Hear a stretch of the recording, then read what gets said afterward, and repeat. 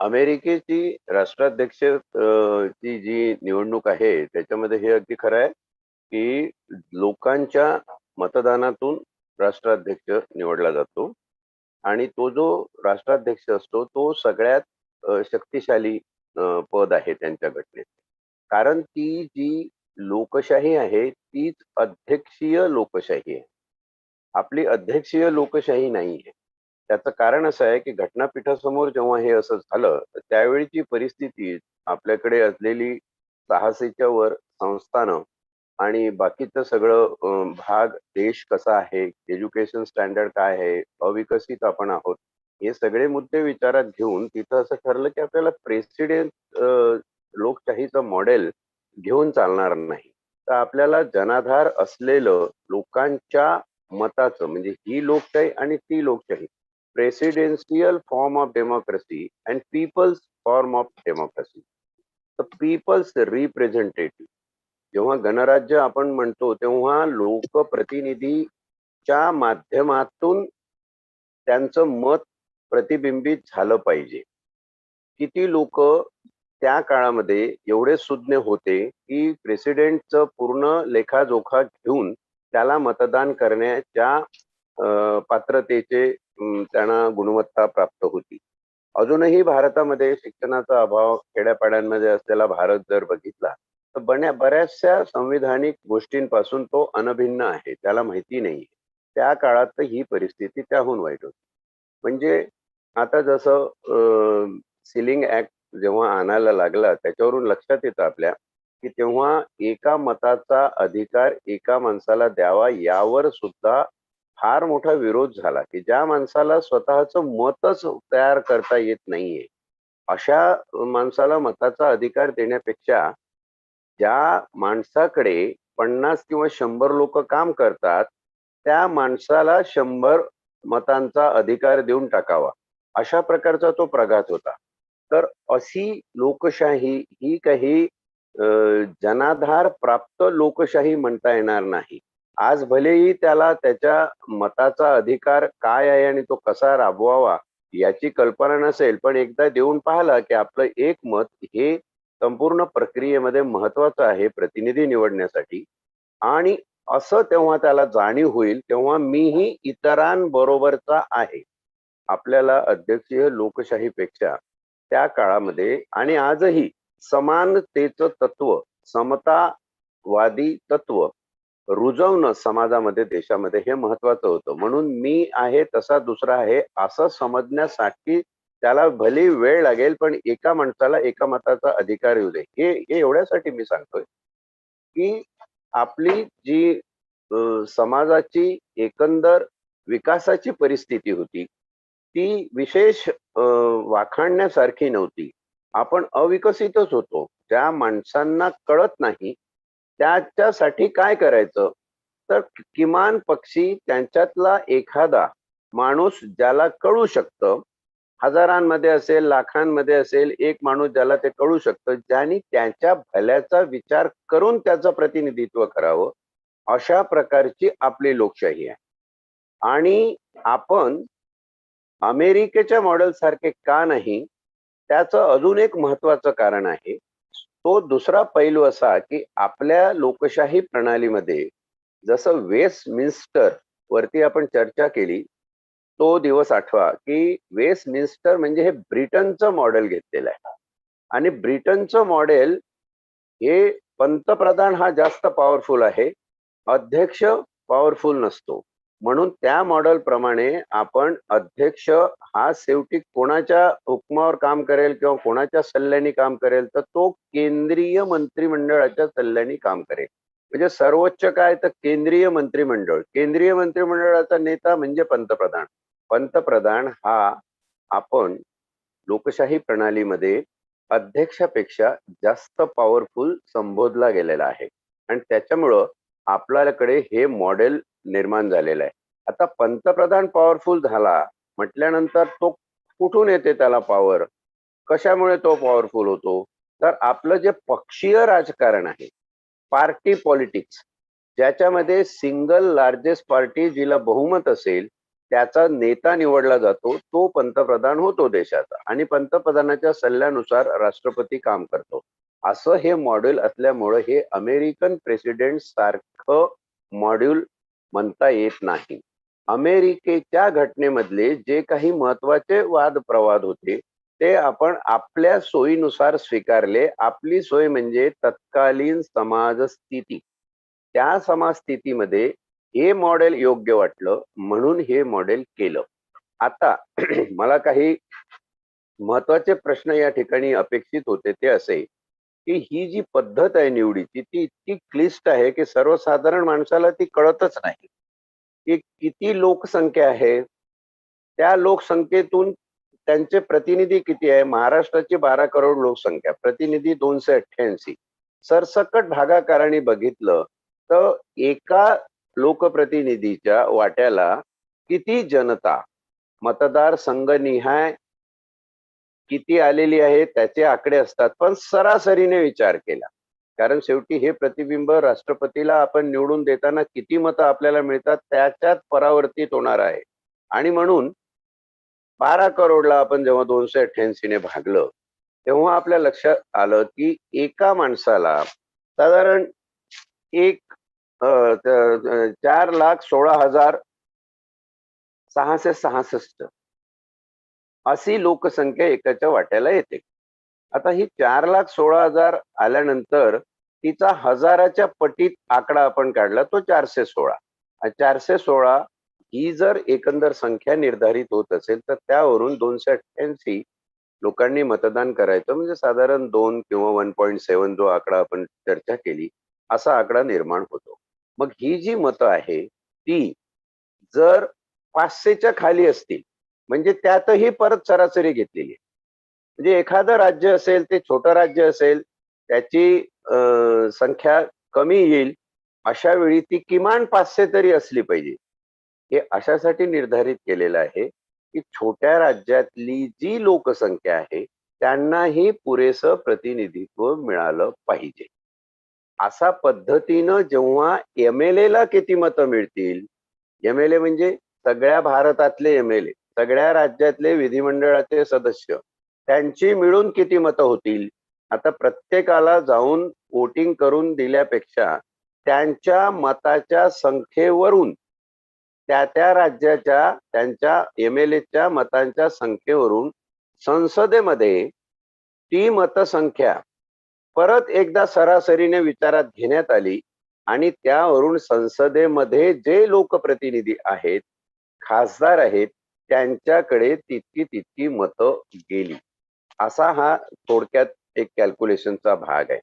गणित थोडंसं क्लिष्ट होतं म्हणून त्याच्यामध्ये आपण शिकल्यापेक्षा आपण सरासरीने याचा विचार केला तर जो एक खासदार मतसंख्या राष्ट्रपतीच्या निवडणुकीसाठी आपल्याकडे घेऊन जातो, 20 म्हणा 22 म्हणा जे काही असेल ते, तर तो देशातल्या त्या 22 किंवा 20 लोकांचं प्रतिनिधित्व करत नाही, तर देशातल्या लोकांनी त्यांच्या त्यांच्या स्थानिक राज्यामध्ये जे आमदार निवडून दिलेले आहे त्यांच्याकडे किती मतं प्रत्येक लोकसंख्या निहाय आलेली आहे याचं कॅल्क्युलेशन त्या 22 मध्ये परावर्तित होतं.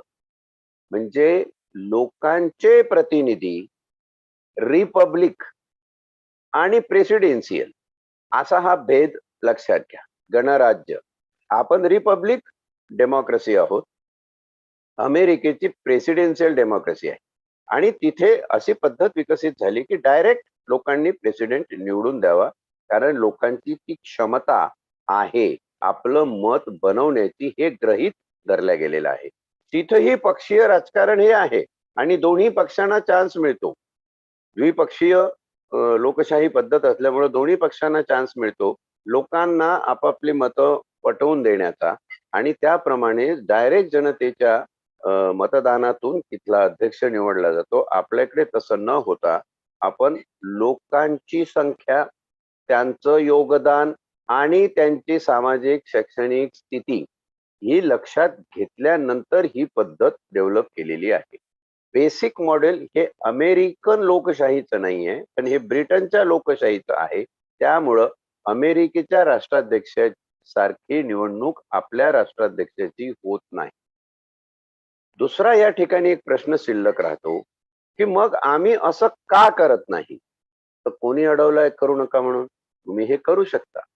उद्या जर सगळ्या जनमताच्या रेट्यातून जे काही संसदेमध्ये आपले सांसद खासदार लोक जातात, त्यांनी ठरवलं किंवा पक्षांनी ठरवलं की आपल्याला ही राष्ट्रपतीची निवडणूक पद्धत बदलून या ठिकाणी दुसरी किंवा अमेरिकेच्या राष्ट्राध्यक्षाच्या निवडणुकीसारखी पद्धत अवलंबायची आहे, तर आपल्याला कोणी थांबवलेलं नाही. आपण अशी घटना दुरुस्ती करू शकतो. पण तशी घटना दुरुस्ती ही आपल्या बेसिक स्ट्रक्चर मॉडेलमध्ये कशी बसेल त्याचाही विचार करून आपल्याला घटनेचा जो मसुदा आहे आपल्या राज्यघटनेचा संविधानाचा, तो त्या बाबी पुरता आमूलाग्र बदलून टाकावा लागेल. आणि असा बदल कदाचित येणाऱ्या उद्या काळामध्ये शक्य आहे. कारण शक्य आहे अशासाठी म्हणतो, आपली राष्ट्राध्यक्षाची निवडणूक ही अमेरिकन राष्ट्राध्यक्षाच्या निवडणुकीसारखी होऊ शकते, हे शक्य आहे. ते अशासाठी म्हणतो की ही जी पद्धत आहे आणि त्या पद्धतीमधून जेव्हा राष्ट्रपती निवडला जातो तेव्हा राष्ट्रपती हा कुठल्या तरी एका पक्षाचा म्हणून निष्पन्न होतो. ज्या पक्षाचं केंद्रामध्ये सरकार असेल त्याच पक्षाचा राष्ट्रपती असतो. कारण शेवटी राष्ट्रपतीला केंद्रीय मंत्रिमंडळाच्या सल्ल्यानुसारच काम करावं लागतं. काही उदाहरणं अशी आहेत की ज्या ठिकाणी म्हणजे प्रणव मुखर्जीचं उदाहरण आहे की सरकार दुसऱ्या पक्षाचं आलं तरीही ते आधीच्या पक्षाने नेमलेले राष्ट्रपती म्हणून कार्यरत राहिले. त्याचा अर्थ असा आहे की त्यांचं टेन्युअर, त्यांचा कालावधी हा 5 वर्ष पूर्ण झाला नव्हता आणि त्या 5 वर्षासाठी त्यांना तिथे राष्ट्रपती म्हणून राहावं लागलं. कधी कधी राष्ट्रपती वर्सेस केंद्रीय मंडळ असा वाद किंवा असा संघर्ष आपल्याला बघायला मिळतो. काही असे प्रसंग आहे जिथे ज्ञानी जैल सिंग राष्ट्रपती असताना राजीव गांधी यांच्या बरोबर ते पंतप्रधान असताना झालेले मतभेद हे आपल्याला माहित आहे. प्रणव मुखर्जी आणि भाजपचं सरकार त्याच्यामध्ये काही मतभेद झालेले हेही आपल्याला माहित आहे. असे मतभेद होतात पण शेवटी ज्ञानबाची मेघ काय आहे की राष्ट्रपती हे केंद्रीय मंत्रिमंडळाच्या सल्ल्याने वागतील. समजा राष्ट्रपती तसे नाही वागले, एखादा कायदा संसदेने केंद्रीय मंत्रिमंडळाने पारित करून एखादा अध्यादेश राष्ट्रपतीकडे पाठवला, राष्ट्रपतीने त्याच्यावर सही नाही केली किंवा हा अध्यादेश आम्हाला बरोबर वाटत नाही, त्यांनी ती सही नाही केली, तर राष्ट्रपतीला तो अध्यादेश जनाधारासाठी लोकांच्या निवडणुकीसाठी पुनर्प्रसारित करणं शक्य आहे का? तर त्याचं उत्तर आहे नाही. जर असं व्हायचं असेल तर आपल्याला तशा प्रकारची घटना दुरुस्ती करावी लागेल. सगळ्यात उत्कृष्ट उदाहरण शेतकरी कायदे. शेतकरी म्हणतो हे कायदे आमच्या विरोधात आहे. अनेक मुलं असा प्रश्न विचारतात की सर असं आहे तर मग राष्ट्रपतीने त्या कायद्यांवर, त्या अध्यादेशांवर कायद्याचं स्वरूप प्राप्त होण्यासाठी सही न करता ते कायदे सर्वसाधारण जनतेच्या मतासाठी का नाही प्रसारित केले? कारण त्याची तशी तरतूद आपल्या घटनेमध्ये उपलब्ध नाहीये. आणि अशी तरतूद जर उपलब्ध झाली तर मग पक्षीय राजकारणाला किंमत राहणार नाही, केंद्रीय मंत्रिमंडळाला किंमत राहणार नाही आणि जे लोकप्रतिनिधी म्हणून खासदार तिथं गेलेले आहेत त्यांच्या मताला सुद्धा किंमत राहणार नाही.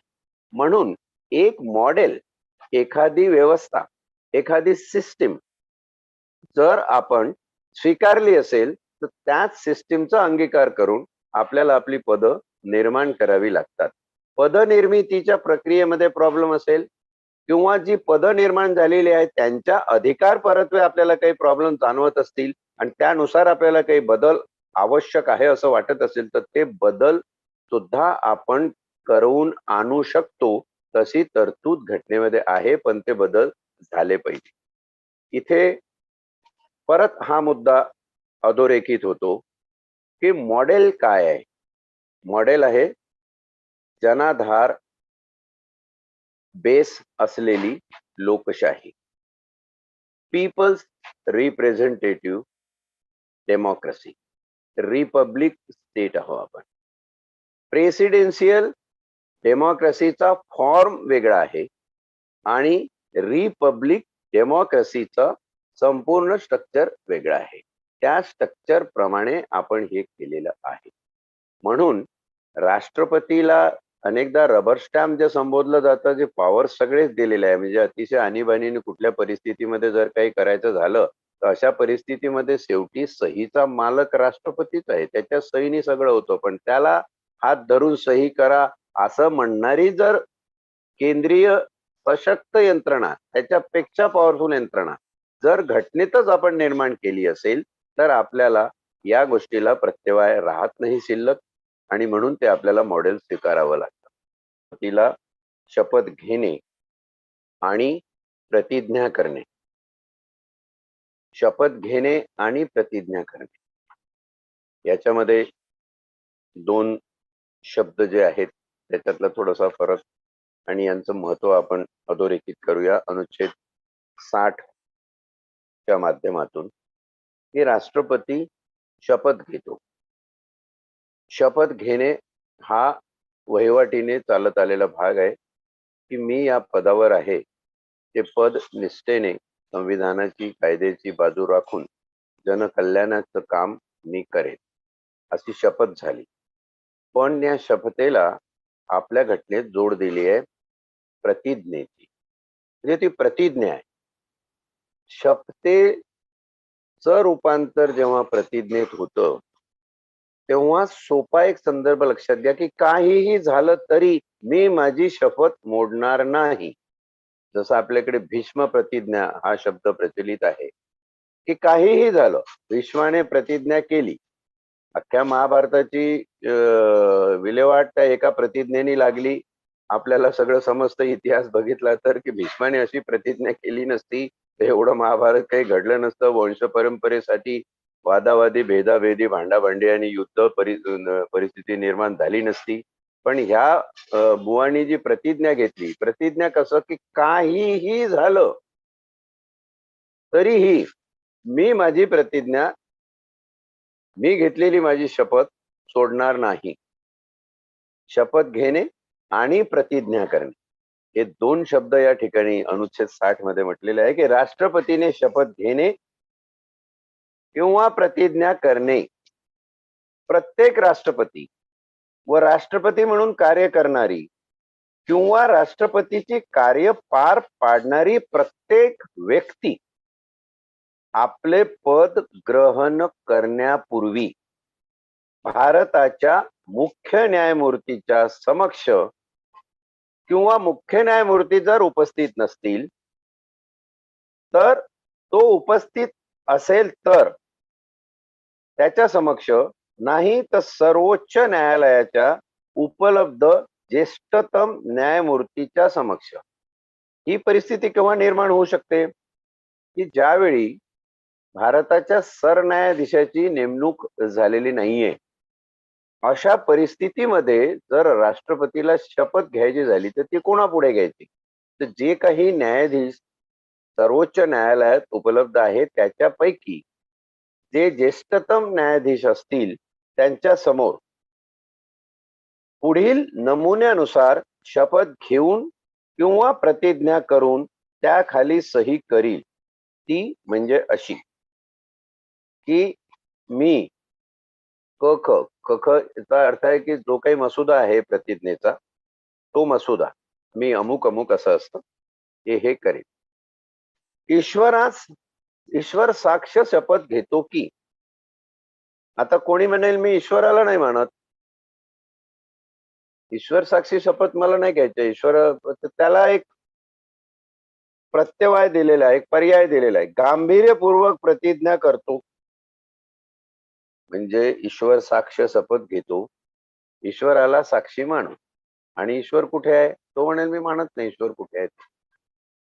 मग स्वतःमध्ये देव आहे, स्वतःमध्ये ईश्वर आहे ते तरी मानतो. हो, स्वतःमध्ये देव आहे कारण मी जिवंत आहे, मेलो तर पापणी पण हलणार नाही. आता हे सगळी शपथ घेतो, बोलतो, चालतो, फिरतो, म्हणजे माझ्यात जे काही चैतन्यमय आहे, जो काही करंट आहे, जी काही ऊर्जा फिरते आहे, तीच ऊर्जा वैश्विक ऊर्जेचं एक रूपांतर आहे, परमात्म्याचं आत्मरूपी स्वरूप आहे. जे काही असेल मी स्वतःला माणूस समजतो, माझं अस्तित्व या ठिकाणी मी प्रमुख मानतो. किमान तेवढं जरी प्रमाण मांडलं तरीही तुम्ही कुठंतरी ईश्वराला मानलं. मग त्या प्रमाणशीलतेशी, स्वतःच्या अस्तित्वाच्या प्रमाणशीलतेशी गांभीर्यपूर्वक तुम्ही शपथ घेता. म्हणजे गांभीर्य, एक तर स्वतःवरती निष्ठा ठेवा आणि ईश्वरावर निष्ठा असेल तर ईश्वरावर निष्ठा ठेवा. दोन्ही बाजूने विचार केला तर ईश्वराची निष्ठा ही तुमच्यावरतीच निष्ठा आहे, कारण शेवटी ईश्वरावर निष्ठा कोण ठेवतो? तुम्ही ठेवता. आणि ईश्वरावर निष्ठा ठेवायची नसेल तर किमान पक्षी तुमच्यावर निष्ठा आहे. म्हणजे एका परीने तुमच्या अस्तित्वावर तुमची निष्ठा आहे. म्हणजे थोडक्यात सांगण्याचा अर्थ असा की गंभीर असला पाहिजे माणूस. नुसतं घ्यायचं म्हणून घ्यायची शपथ असं नाही, तर ती गांभीर्यपूर्वक घेतली गेली पाहिजे. म्हणून मी गांभीर्यपूर्वक प्रतिज्ञा करतो, मी भारताचा राष्ट्रपती म्हणून आपल्या पदाचे निष्ठापूर्वक कार्यपालन करीन किंवा मी भारताच्या राष्ट्रपतीची कार्ये पार पाडीन आणि माझ्या संपूर्ण क्षमतेनिशी, आता ही कुठली क्षमता आहे? जी क्षमता संविधानाने प्रदान केलेली आहे. राष्ट्रपतीची क्षमता घटनेने, जे काही आपण आता राष्ट्रपतीच्या चॅप्टरवरून सगळे अनुच्छेद बघतोय, ती ही त्याला सक्षमता देणारी सगळी रचना आहे. त्या क्षमतेनिशी संविधान व कायदा यांचे जतन, रक्षण व संरक्षण. जतन, रक्षण व संरक्षण. रक्षण आणि संरक्षण. रक्षण करणं म्हणजे चौकीदारी झाली, जागल्या म्हणतो आपण त्याला. रक्षण करतो, गांभीर्याने रक्षण करतो. आणि संरक्षण म्हणजे रक्षण करण्याची संरचना निर्माण करणे. म्हणजे कायद्याची संविधानात दिलेली बूज राखून कायद्याची अशा प्रकारे व्यवस्था मी निर्माण करेल की संविधानाचं रक्षण होईल. रक्षणासाठी निर्माण केलेली संरचना म्हणजे संरक्षण. म्हणजे रक्षण करील आणि संरक्षण करील. कारण कायदे करण्याचा अधिकार शेवटी राष्ट्रपतीला आहे. त्याची सही झाल्याशिवाय कायदा निष्पन्न होत नाही. हे प्रमाण म्हणून हे दोन शब्द या ठिकाणी आहेत. आणि एक अजून ऍडिशनल शब्द आहे की जतन करील. कशाचं जतन करील? संविधान व कायदा. कायदे अर्थात संविधानातूनच आलेले आहे. म्हणजे खऱ्या अर्थाने हे जतन आहे, ते जतन संविधानाचं आहे. संविधानाचं जतन म्हणजे काय? लोकमतांचं जतन. संविधानाचं जतन म्हणजे समतेचं जतन. संविधानाचं जतन म्हणजे स्वातंत्र्याचं जतन. संविधानाचं जतन म्हणजे बंधुतेचं जतन. सामाजिक न्यायाचं जतन, आर्थिक विकासाचं जतन. जी आपली उद्देशिकेमध्ये आपण मूलभूत जी तत्व अंगीकारली आहे, त्या सगळ्या तत्वांचं जतन म्हणजे संविधानाचं जतन. अशा प्रकारची ही शपथ घेऊन करीन आणि मी स्वतःला भारतीय जनतेच्या सेवेस व कल्याणास वाहून घेईल. शेवटी हे सगळं कशासाठी करेल? शपथ घेतल्यापासून तर एकनिष्ठ राहील आणि याचं जतन करेल, त्याचं रक्षण करेल, त्याचं संरक्षण करेल. हे कशासाठी करेल? तर जनतेची सेवा त्याच्यातनं घडली पाहिजे आणि जनतेचं कल्याण झालं पाहिजे. या दोन संदर्भासाठी मी स्वतःला वाहून घेईल. अशा प्रकारची ही शपथ आहे. आता शपथ तसं पाहायला गेलं तर एक प्रघात आहे. त्या शपथीप्रमाणे लोक सगळं होतच असं नाही. आम्ही शपथ घेतली आणि आम्ही जनकल्याणाचीच कामं करतो, लोकांचं रक्षण करतो, संविधानाचं रक्षण करतो, कायद्याचं रक्षण करतो. हे असं जेव्हा सगळं बोललं जातं तर याच्यावर प्रश्न निर्माण होतो की खरंच असं झालं आहे का? 52वी घटना दुरुस्ती करून जे कोणी विधिमंडळाचे सदस्य किंवा संसदेचे सदस्य म्हणून जनता निवडून देईल त्यांच्यावरती बंधनं लादली की तुम्ही तुमच्या पक्षाच्या मताव्यतिरिक्त एखाद्या मुद्द्यावर तुमचं स्वतंत्र मत प्रदर्शित करू शकत नाही. आणि 10व परिशिष्ट घटनेमध्ये समाविष्ट केलं. आपण कधीतरी याचा विचार करतो का की या ठिकाणी काय झालंय? जनतेचा आवाज सभागृहामध्ये बुलंद करण्यासाठी जे प्रतिनिधी जनतेने निवडून पाठवावे आणि तिथे गेल्यानंतर काही विशिष्ट प्रकरणासाठी पार्टीने, राजकीय पक्षाने त्यांच्या तोंडावर चिकटपट्टी बांधावी की तुम्ही इथं पार्टी प्रमुखाच्या आदेशाशिवाय हा मुद्दा पार्टीच्या धोरणाच्या पलीकडे जाऊन बोलू शकत नाही. आणि म्हणून तो शेतकऱ्याच्या वरती लादलेला कायदा असेल किंवा मग ओबीसी मराठा आरक्षणाचे इश्यू असतील, तुम्हाला दिसतं लोकसभेमध्ये, विधानसभेमध्ये अशा प्रकारची चर्चा होत नाही. पक्षाच्या धोरणाच्या पलीकडे कुठलाही खासदार किंवा आमदार बोलताना दिसत नाही. त्याचं कारण हे आहे. मग इथे प्रश्न असा आहे की राष्ट्रपती महोदय, जेव्हा हा कायदा पारित झाला तर खरंच घटनेत सांगितलेल्या, संविधानात सांगितलेल्या कायदेशीर तत्वांचं जतन झालंय का हो? हा जनतेचा आवाज आहे, तो तिथपर्यंत पोहोचला पाहिजे. तर ते होत नाही. मग हे शपथ आहे ती कशी आहे? आपण म्हणूनच पारायण करतोय. खऱ्या अर्थाने आज संविधानाच्या पारित होण्यातला हा भेद आपल्या लक्षात आला पाहिजे. संविधान आहे, संविधानामध्ये सगळं दिलेलं आहे. बाबासाहेबांनी ते तत्व दिली, बाबासाहेबांनी ते दिलं. हे नुसतं झेंडे खांद्यावर घेऊन जाणारी जी जनता आहे, त्या जनतेच्या डोक्यात हा प्रकाश पडला पाहिजे की खरंच आपल्या घटनेचं स्ट्रक्चर जसं राहायला पाहिजे होतं तसं ते राहिलेलं आहे का? थोडक्यात एका वाक्यात सांगायचंय, थोडंसं धारिष्टाचं होईल बोलणं, पण राजकीय पक्षांनी किंवा पक्षीय राजकारणाने, ते जास्त बरोबर राहील, पक्षीय राजकारणांनी आपलं संविधान अपहरण करून ठेवलेलं आहे, हायजॅक करून ठेवलेलं आहे. मग एखादा माणूस हायजॅक झाल्यानंतर तो काय करतो की हायजॅकर जे बोलेल तसं तो बोलतो, तशी टेप रिलीज करतो. अशा प्रकारची जर लोकशाही असेल तर खरंच हे पीपल्स रिपब्लिक होईल का? मग त्यापेक्षा अमेरिकन प्रेसिडेन्शियल पद्धत काय वाईट, याच्यावरती सुद्धा आपल्याला उहापोह केला पाहिजे. पण सगळ्याचं मूळ एक लक्षात घेतलं पाहिजे की जनता आणि समाज हा बौद्धिक दृष्ट्या प्रगल्भ होत नाही तोपर्यंत अशा गोष्टी घडत नाही.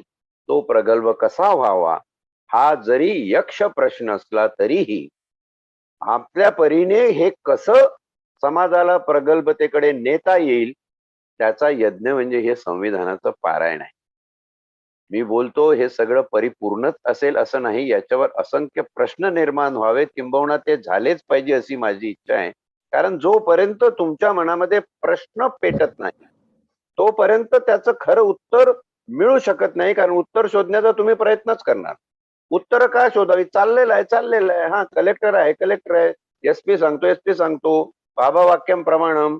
बुद्धी प्रामाण्य बाजूला ठेवून जर शब्द प्रामाण्य आपण ठेवलं तर हा बदल कधीही होणार नाही, हा विकास कधी होणार नाही, ही प्रगल्भता आपल्या सामाजिक मनामध्ये, सामाजिक बुद्धीमध्ये कधीही येणार नाही.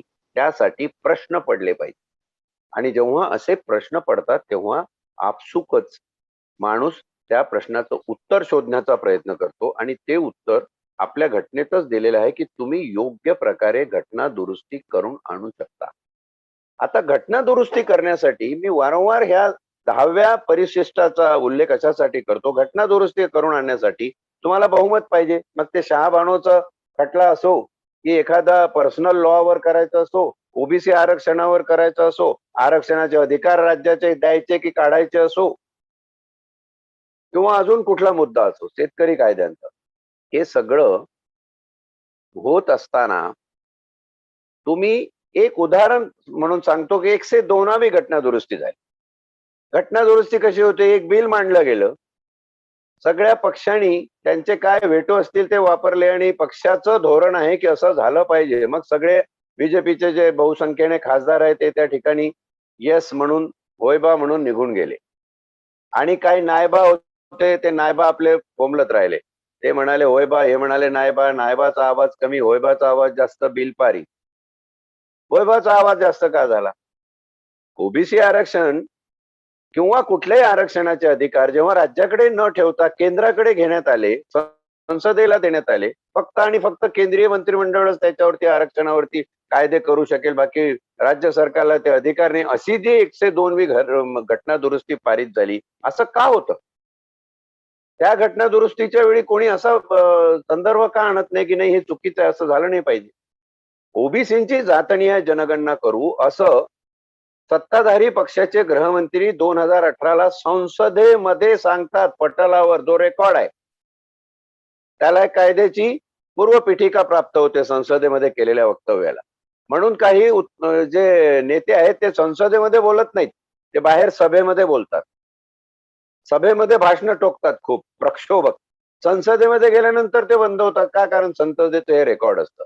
हे रेकॉर्ड 2018 मध्ये राजनाथ सिंगाच्या तोंडून आलेलं वक्तव्य की ओबीसींची जातनिहाय जनगणना फक्त आणि फक्त आमचंच सरकार करेल, जे इतिहास आतापर्यंत कधीही झालेलं नाही. कारण या सरकारचा घोषच आहे की जे आतापर्यंत 70 वर्षात झालं नाही ते आम्ही करून दाखवू. पण नेमकं काय करतात तेच कोणाला समजत नाही. खरं असेल बाबा 70 वर्षात नाही झालं असेल एखादी गोष्ट, तर त्या पद्धतीने ती करा ना. एखादी घटना दुरुस्ती आणून राष्ट्रपतीच्या निवडणुकीमध्ये सगळ्या जनतेचं प्रतिबिंब त्यांच्या मताचं कसं पडेल याचं काहीतरी घटना दुरुस्ती करा. जे नाही घडलं ते तुम्ही करून दिलं.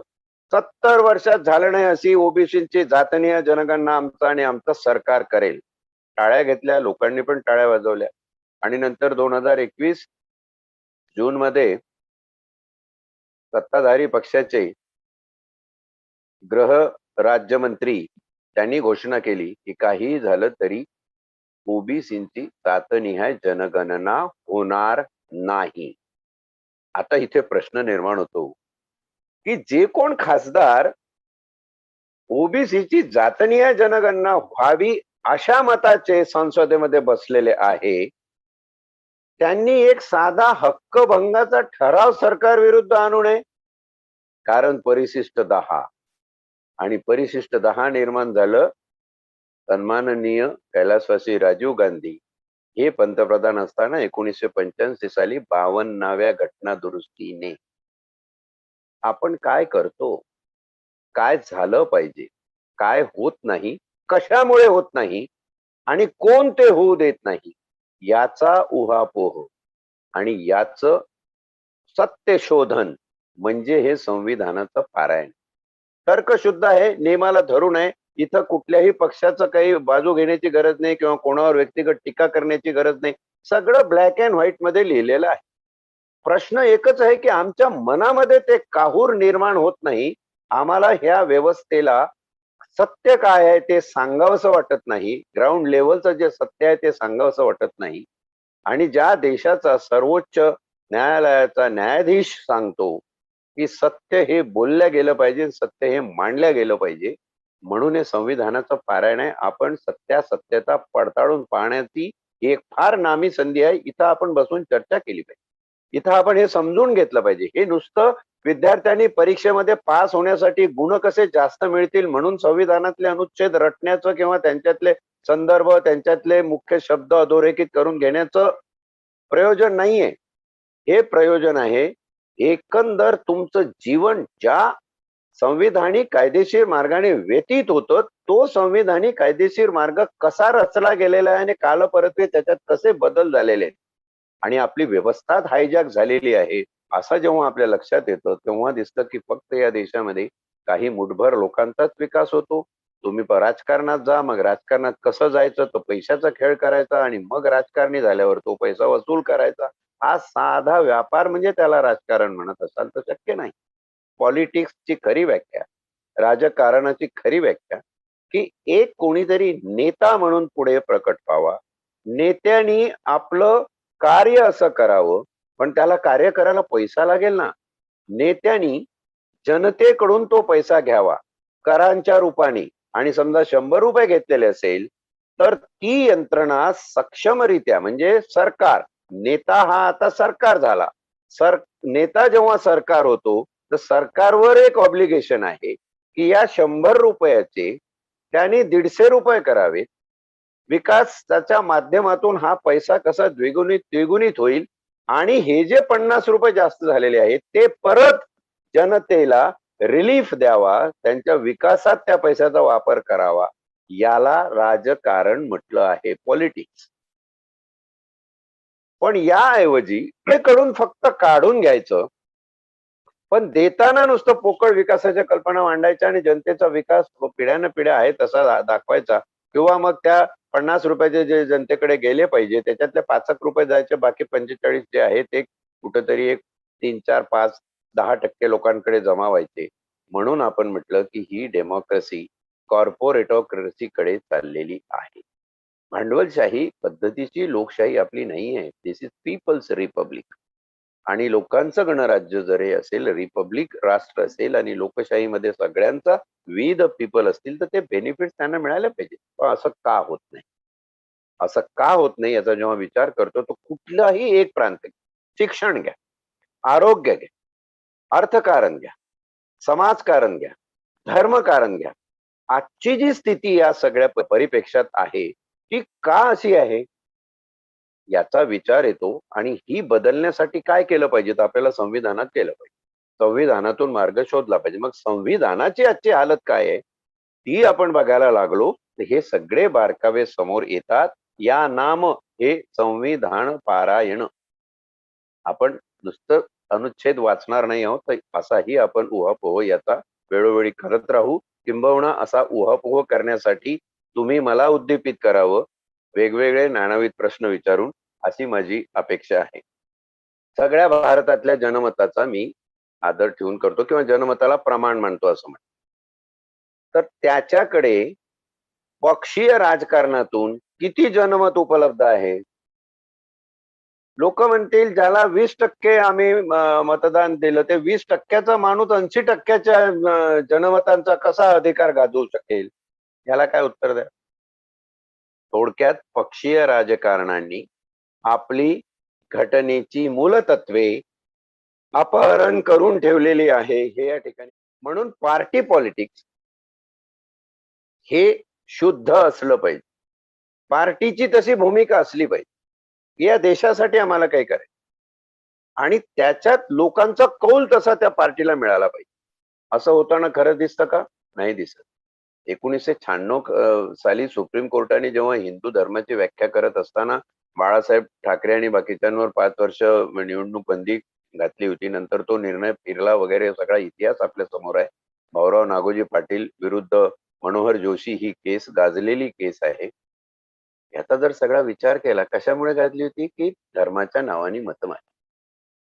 ज्या देशामध्ये जातीच्या नावाने, धर्माच्या नावाने मतदान होत असेल, त्या देशामध्ये मी तर म्हणेल कुठल्याही लोकप्रतिनिधीने जनमताला मी प्रमाण आहे असा संदर्भ वापरूच नाही, कारण तो नैतिक अधिकारच त्याला नाही. तो कुठेतरी एका समाज समूहाचं मतदान घेऊन तिथं गेलेला आहे. म्हणून त्यांनी किमान पक्षी स्वतः मनुष्य अस्तित्व धारण केलेला देह आहे, म्हणून स्वतःवर तरी निष्ठा ठेव, नाही तर ईश्वराला मानणार असतील तर ईश्वरावर निष्ठा, असा प्रघात आहे. पण तरीही समजा उद्या आपण असे जनप्रतिनिधी निर्माण करू शकलो. काही काही ठिकाणी अपवाद आहे, म्हणजे नियमाला अपवाद आहे. On the contrary, exception proves the rule. नियमाला अपवाद आहे की कुठल्या कुठल्या याच्यातून बिनविरोध एखादा माणूस समजा निवडून आला, एखाद्या मतदारसंघातल्या लोकांनी सांगितलं की नाही, बिनविरोध आम्ही या माणसाला निवडून देतो, आणि 80% 100% लोक म्हणाले नाही, हाच माणूस आमचा हे आहे. तर अशी जर परिस्थिती तुम्ही निर्माण करू शकला समाजामध्ये, तर मग त्यांनी जनमताला प्रमाण मानून हा शब्दप्रयोग करायला काही हरकत नाही. हे थोडंसं लॉजिकल डिस्कशन झालं. हा थोडासा लॉजिकल मुद्दा झाला. प्रमुख मुद्दा या ठिकाणी असा आहे की आपली लोकशाही ही पक्षीय राजकारणाने हायजॅक केलेली आहे, आणि म्हणून ही परिस्थिती आहे. आता या हायजॅकरच्या कचाट्यातून हे संविधान आणि ही लोकशाही कशी सोडून घ्यायची, त्याचा विचार प्रामुख्याने येणाऱ्या तरुण पिढीने करावयाचा आहे. विचार करावयाचा म्हणजे भांडणं करायची नाही. मार्ग घटनेतच उपलब्ध आहे, त्या मार्गाचा अवलंब करून करायचा. पण तो अवलंब जर होत नसेल, आपण परत धर्मनिहाय, जातनिहाय, समाज समूहनिहाय जात असू, तर आपल्याला पहिल्यांदा याचा विचार केला पाहिजे की कुठंतरी दोष आरशात नाहीये. आरसा कितीही साफ करून बघितला तर स्पष्ट चेहरा दिसत नाहीये. एकदा आपला चेहरा जरा साफ करून बघू. आरसा तर खरंच बोलणार आहे, तो सांगणारच आहे. पण केवळ आपला चेहरा चांगला दिसत नाही म्हणून आरशाला दोष देत बसल्यापेक्षा स्वतःचं आत्मपरीक्षण करून आपला चेहरा नीट कसा करून घेता येईल याकडे लक्ष देण्याची ही वेळ आहे. आणि म्हणून प्रत्येकाने आत्मपरीक्षण करून या संविधानाच्या पारायणामध्ये डोळसपणे सत्य शोधक दृष्टीने बघितलं पाहिजे की हे असं का होतंय, आमचं स्ट्रक्चर असं का आहे, एखादा शब्द बदलून किंवा एखादी संकल्पना बदलून काही होत नाही. आपापल्या अंतरात्म्यावर हात ठेवून प्रत्येकाने आज सांगावं की कुठलं असं मतदान आहे या देशातलं जे मतदान जातीवर, धर्मावर, ओळखीवर, पाळखीवर, समाज समूहाच्या प्राबल्यावर होत नाही. सगळ्या मतदानामध्ये तो कुठल्या याचा, तो कुठल्या त्याचा, तो कुठल्या त्याचा, असा सगळा वाद या ठिकाणी चाललेला आहे. आणि हा वाद निर्माण करण्यामध्ये राजकारणी एवढे तरबेज आहे की नसल तरीही तुमच्यावरती ते वाद लादून देतात. ओबीसी विरुद्ध मराठा दिलं लावून रिझर्वेशनच्या रिझर्वेशन देतो देतो म्हणून जे बोंब मारली, ना मराठी बांधवांना बांधवांना रिझर्वेशन दिलं, ना ओबीसीला रिझर्वेशन दिलं. नुसतं कागदी घोडे. मुख्यमंत्र्यांनी अध्यादेश म्हणे राज्यपालाकडे. अरे अध्यादेशात काय लिहिलेलं आहे? असे अध्यादेश मुख्यमंत्री विधिमंडळात पारित करून केंद्रीय यंत्रणा बदलू शकते का? त्याचा विचार नाही. राज्यपालांनी तो अध्यादेश धुडकावला. मग त्याच्यावर आम्ही 8 दिवस चर्चा करणार, मोठमोठे लोक त्याच्यावर बाईट देणार. बाईट देणाऱ्याला घटना काय आहे, काय प्रघात आहे त्याची कल्पनाच नाहीये. कायदेशीर तज्ञ तो नाहीच आहे आणि तो त्याच्यावर बाईट देतो. याच्यावरती हल्ली टीव्हीवर तर हे तज्ञ मंडळी बोलायची बंदच झालेली आहे. तज्ञ कोणी येत नाही बोलायला की त्यांना कोणी विचारत नाही. अशी परिस्थिती आहे की काय असा विचार मनामध्ये करायची वेळ आज आलेली आहे की काय काय चाललेलं आहे. म्हणजे हे जातनिहाय, संप्रदायनिहाय, धर्मनिहाय, पंथनिहाय, संघनिहाय भेद निर्माण करण्यामध्ये राजकारणी अहोरात्र गुंतलेले आहे. किंबहुना राजकारण म्हणजे हेच आहे. लोकांना भावनिक दृष्ट्या त्यांच्या जाती समूहामध्ये गुंतवून ठेवणे आणि वेळ प्रसंगी त्यांच्यामध्ये भांडणं लावून देणे. राजकारणी आरामात बसलेले असतात. नारायण राणे आणि त्याची मुलं मस्तपैकी एसी मध्ये बसलेली असतात. लोक रस्त्यावर जाऊन त्यांची डोकशी फुटतात, ज्यांच्यावरती केसेस होतात आणि मग कोर्टाचे समन्स आणि तारीख पे तारीख चालू होतं त्यांच्या ह्याच्यामध्ये. हे लोक कोण आहेत? काय करतोय आपण? खरंच या सगळ्या कार्यकर्त्यांना माझे हात जोडून विनंती आहे, बाबांनो तुम्हाला घटना समजली आहे का रे? पक्षीय राजकारण कसं चालतंय या देशातलं हे समजलंय का? समाजाच्या मानसिकतेवर केलेले विपरीत परिणाम, सायकोलॉजिकल डेव्हिएशन, त्याच्यातून राजकारणी जर निर्माण होणार असतील तर कुठल्या प्रकारचे राजकारणी निर्माण होतील? आणि त्या राजकारण्याकडून तुम्ही अशी अपेक्षा करता की त्यांनी संविधानाचं गांभीर्यपूर्वक पालन, शपथ आणि काय काय करून तुमची लोक कल्याणकारी यंत्रणा साकारावी, तुमचं कल्याण करावं. हे बरोबर नाहीये. हे बरोबर नाही. भाग आत्मपरीक्षणाचा आहे. बदल हा नेहमी होऊ शकतो. परिवर्तनशीलता आपण टाळू शकत नाही. ट्रान्सफॉर्मेटिव्ह पॉलिटिक्स होण्याची काळाची गरज या देशात आणि या समाजात निर्माण झालेली आहे. पण कुठेही ट्रान्सफॉर्मेटिव्ह पॉलिटिक्सचा एक प्रयोग होताना दिसत नाही.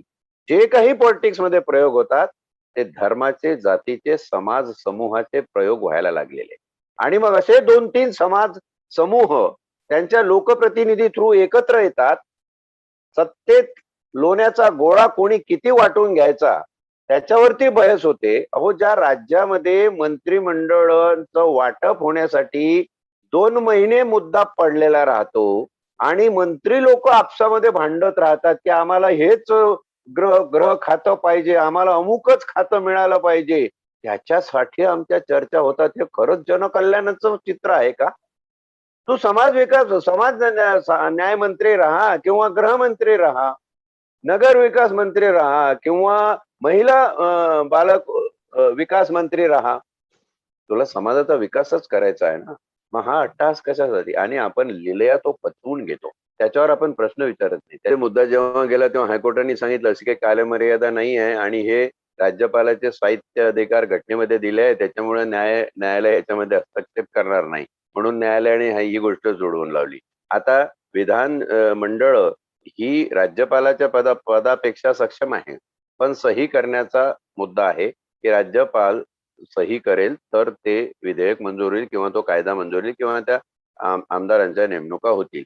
आता राज्यपाल म्हणाला की ठीक आहे मी करत नाही, तुम्हाला काय करायचं करा, किंवा माझ्या पसंतीचे लोक याच्यामध्ये नाहीये, काही नावं बदला. मध्यंतरी अशी चर्चा होती की काही नावं बदला, मग राज्यपाल सही करतील त्याच्यावर. म्हणजे हे काय आहे? ही घटनेचं राज्य आहे की अजून कशाचं राज्य आहे? आणि राज्यपाल तरी असं का म्हणतो? हे लोक कोण आहेत ज्यांची 12 नावं आहेत त्याच्यामध्ये? ती हे खरे लोकप्रतिनिधी आहेत किंवा लोकप्रतिनिधी नाहीये? वेगवेगळ्या प्रांतातले वेगवेगळ्या भागातले तज्ञ लोक त्याच्यामध्ये आहे. मग हा तज्ञ कसा ठरवला जातो? पक्षाचा प्रमुख ठरवतो. म्हणजे आज राष्ट्रवादी असेल, काँग्रेस असेल, शिवसेना असेल, त्या पक्ष प्रमुखांनी जो तज्ञ ठरवला तो तज्ञ, बाकीचे सगळे अतज्ञ. तर हे सगळा गोतावळा गोत्यात अडकून पडलेला आहे. विधिमंडळाचं एक विशेष अधिवेशन बोलून घटनेमध्ये विधिमंडळीय म्हणजे कायदे करण्याचा जो विधिमंडळीय अधिकार आहे तो सर्वोच्च आहे.